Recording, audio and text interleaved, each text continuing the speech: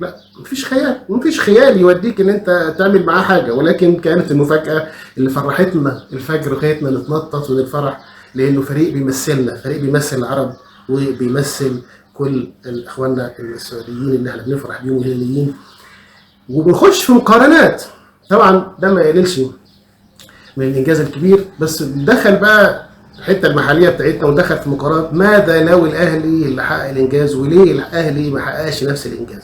حقيقي مش عارف لازمتها ايه المقارنه، الا اذا كانت نوع من المكايده او نوع من التحليل الكروي. لو حاولنا احنا نناقشها كتحليل، ليه ده نجح في انه يصعق سيتي 4-3 والاهلي كان ممكن يصعق بورتو 4-3 لولا الهدف الاخير اللي جه في اخر 10 دقائق ودمر النتيجه. كان الانجاز هنا والانجاز هنا قريبين من بعض، وكان في هنا ميزات قدر يستفيد منها الهلال، وهنا اخطاء قدر يرتكبها الاهلي ويضيع الفرصه بالنسبه له. واعتقد ان هي واحده، يعني ميزات الهلال انه شغال على التحولات الرياضيه وعلى انه يحاول ان هو يشتغل على المرتدات، لكن الناحيه بتاعته قويه، العمق بتاعه قوي، الخطوط الدفاع والوسط والهجوم بتاعه قوي، فبالتالي لما بيرجع ويعمل زوم ديفenس بيقفل قفل كويس، رغم ولو ما كانش قفل كويس كانت مشكله كبيره، لان النجوم سيتي بتجيب الهدف من ربع فرصه.